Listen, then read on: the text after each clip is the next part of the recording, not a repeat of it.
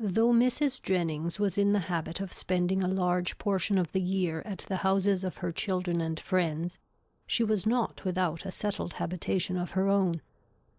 Since the death of her husband, who had traded with success in a less elegant part of the town, she had resided every winter in a house in one of the streets near Portman Square. Towards this home she began on the approach of January to turn her thoughts, and thither she one day abruptly, and very unexpectedly by them, asked the elder Mrs. Dashwood to accompany her. Elinor, without observing the varying complexion of her sister, and the animated look which spoke no indifference to the plan, immediately gave a grateful but absolute denial for both, in which she believed herself to be speaking their united inclinations. The reason alleged was their determined resolution of not leaving their mother at that time of the year. Mrs. Jennings received the refusal with some surprise, and repeated her invitation immediately. "Oh, Lord, I am sure your mother can spare you very well, and I do beg you will favour me with your company, for I've quite set my heart upon it. Don't fancy that you will be any inconvenience to me, for I shan't put myself at all out of the way for you. It will only be sending Betty by the coach, and I hope I can afford that. We three shall be able to go very well in my chaise, and when we are in town, if you do not like to go wherever I do, well and good. You may always go with one of my daughters. I am sure your mother will not object to it, for I have had such good luck in getting my own children off my hands, that she will think me a very fit person to have the charge of you, and if I don't get one of you at least well married before I have done with you, it shall not be my fault. I shall speak a good word for you to all the young men, you may depend upon it." "I have a notion," said Sir John, "that Miss Marianne would not object to such a scheme, if her elder sister would come into it. It is very hard indeed that she should not have a little pleasure, because Miss Dashwood does not wish it. So I would advise you two, to set off for town, when you are tired of Barton, without saying a word to Miss Dashwood about it."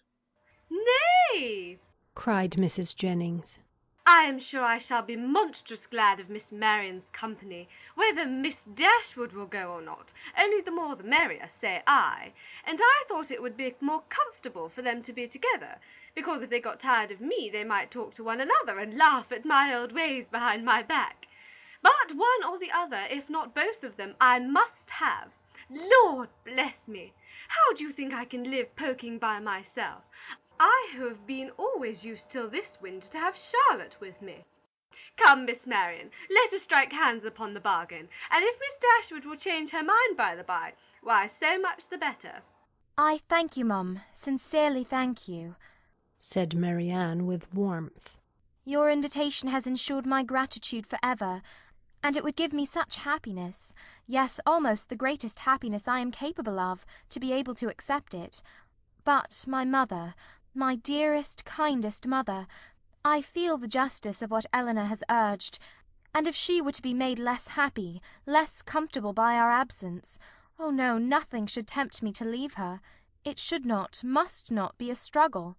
Mrs. Jennings repeated her assurance that Mrs. Dashwood could spare them perfectly well, and Elinor, who now understood her sister, and saw to what indifference to almost everything else she was carried by her eagerness to be with Willoughby again, made no further direct opposition to the plan, and merely referred it to her mother's decision, from whom, however, she scarcely expected to receive any support in her endeavour to prevent a visit, which she could not approve of for Marianne, and which on her own account she had particular reasons to avoid. Whatever Marianne was desirous of, her mother would be eager to promote. She could not expect to influence the latter to cautiousness of conduct in an affair respecting which she had never been able to inspire her with distrust, and she dared not explain the motive of her own disinclination for going to London.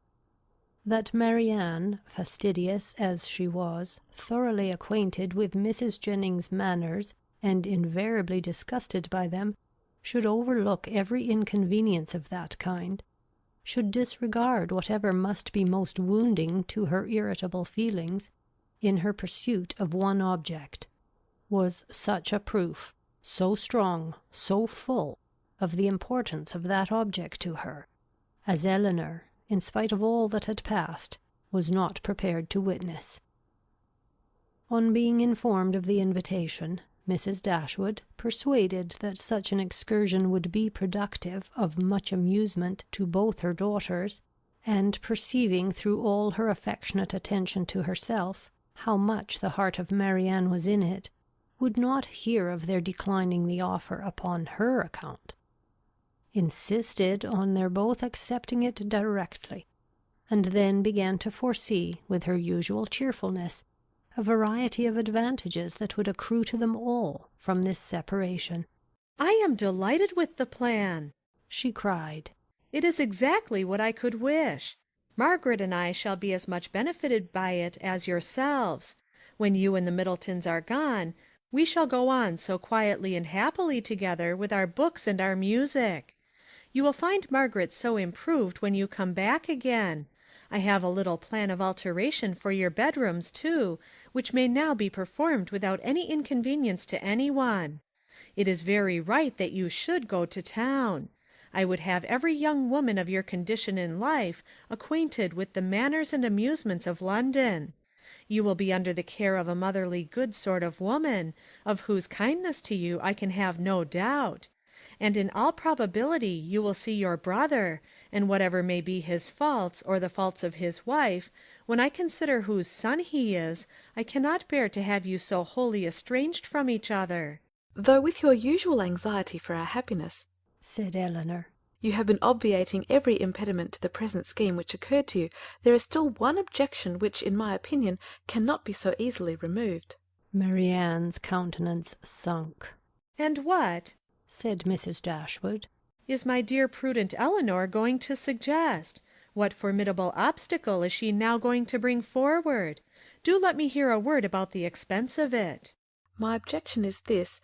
Though I think very well of Mrs. Jennings's heart, she is not a woman whose society can afford us pleasure, or whose protection will give us consequence." "That is very true," replied her mother. "but of her society, separately from that of other people, you will scarcely have anything at all, and you will almost always appear in public with Lady Middleton."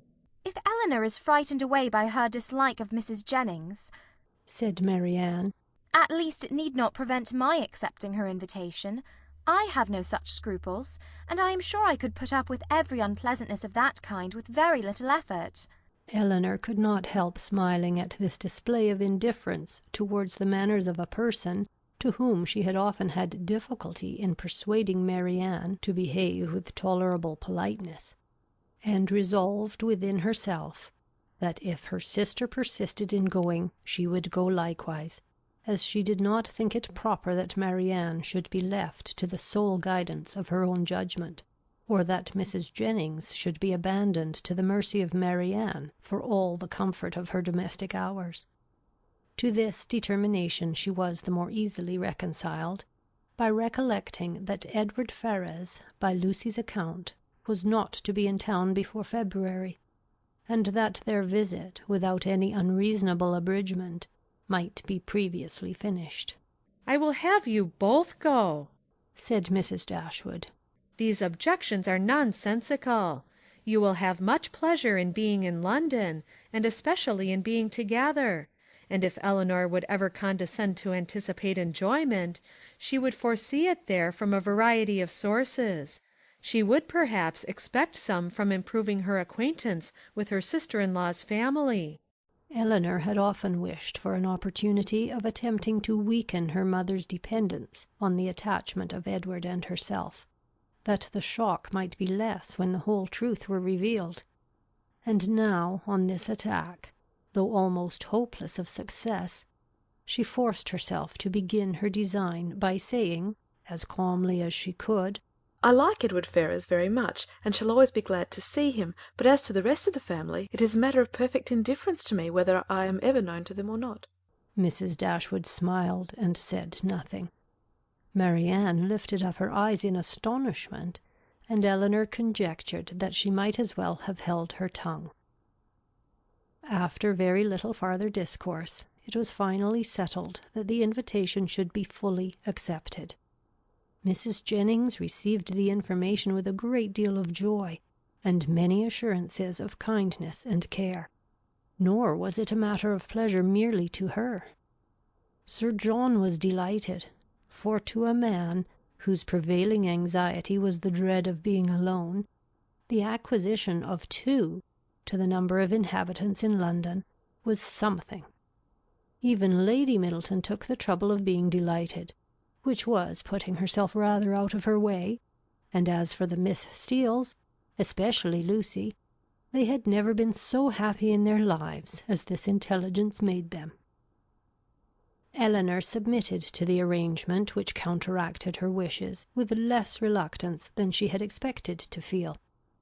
With regard to herself, it was now a matter of unconcern whether she went to town or not, and when she saw her mother so thoroughly pleased with the plan, and her sister exhilarated by it in look, voice, and manner, restored to all her usual animation, and elevated to more than her usual gaiety, she could not be dissatisfied with the cause, and would hardly allow herself to distrust the consequence.